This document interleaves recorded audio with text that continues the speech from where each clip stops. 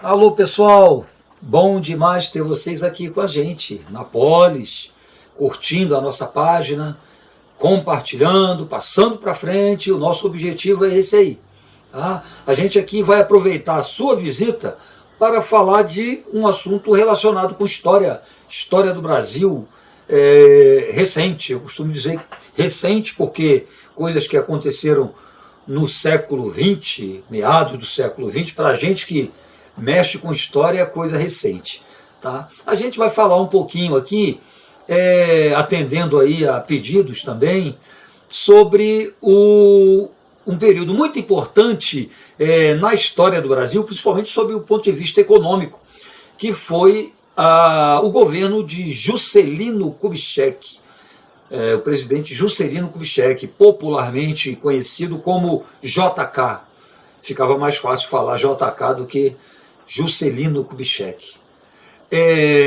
O Juscelino Kubitschek, ele foi eleito presidente do Brasil após o fim do segundo governo Vargas. A gente sabe que Vargas não concluiu o seu segundo governo. Nós tivemos a chamada Era Vargas, que terminou em 1945 e culminou aí com a renúncia do Vargas. Depois a gente teve o governo Dutra, e posteriormente Vargas retornou candidato a presidente, foi eleito com a imensa maioria dos votos.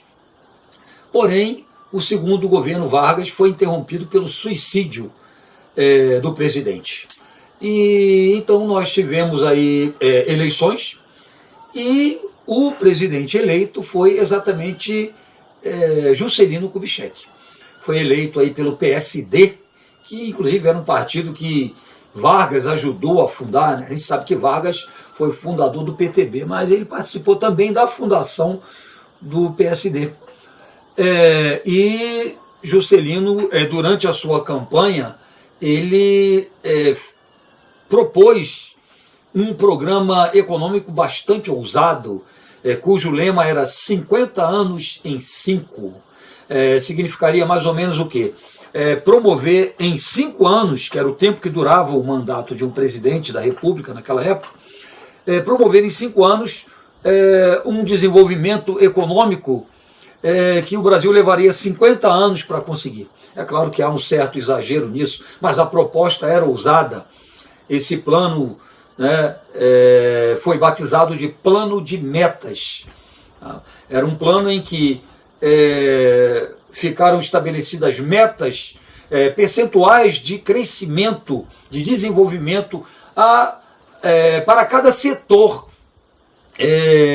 econômico do Brasil, para o setor de transporte, para o setor de energia, para a agricultura, para os transportes, para a energia. Então foi um plano que estabeleceu metas que deveriam ser atingidas a partir de investimentos estatais, basicamente investimentos estatais, em cada um desses setores, tá? De modo que o Brasil pudesse dar um avanço bem grande em termos econômicos.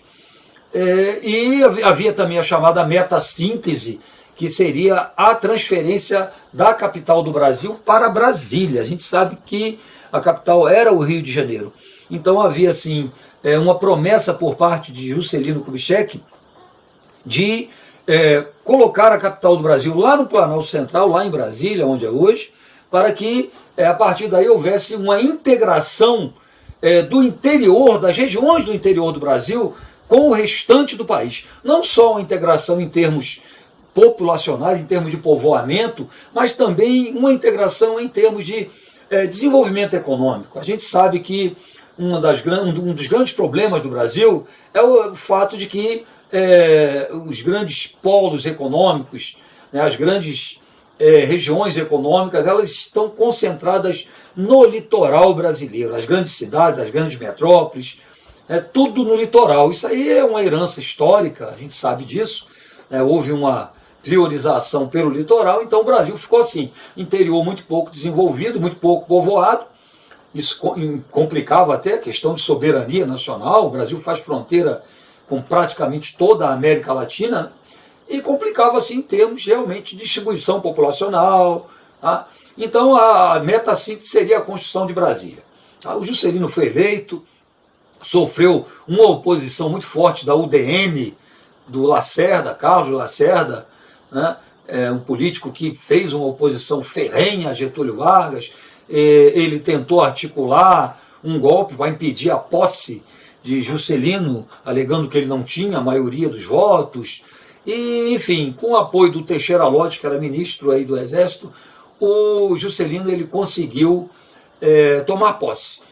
Governou, né, realmente investiu pesado aí, o governo investiu pesado na indústria de bens de consumo, na indústria de bens de capital, no setor de transporte, no setor de energia.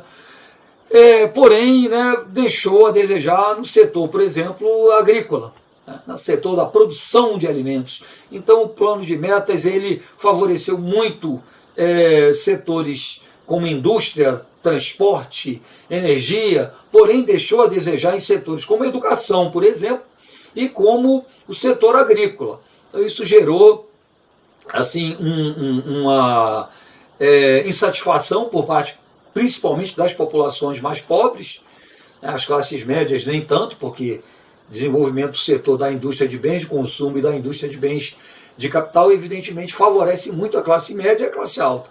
Então, o governo de Juscelino, ele falhou, o plano de metas falhou na produção de alimentos, exatamente, no estímulo ao setor agrícola, principalmente. Aí gerou um aumento do preço dos alimentos e afetou, né, estimulou a inflação.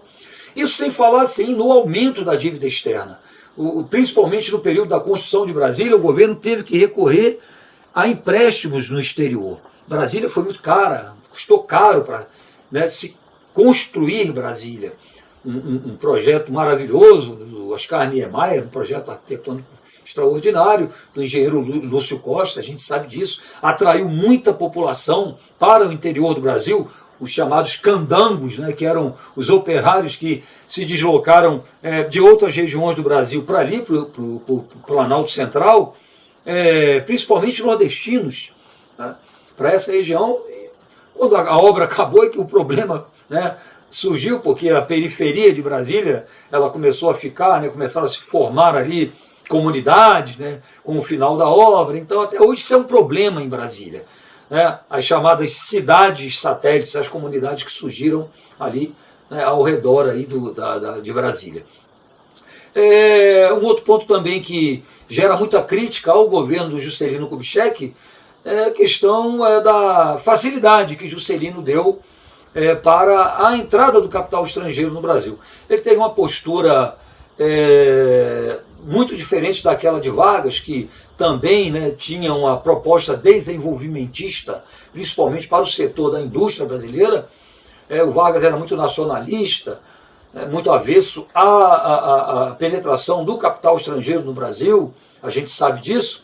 E o Juscelino, ele tinha uma postura muito diferente, ele facilitou muito a entrada do capital estrangeiro no Brasil, o desenvolvimento principalmente da indústria de bens de consumo, aqui, indústria automobilística. Então isso, assim,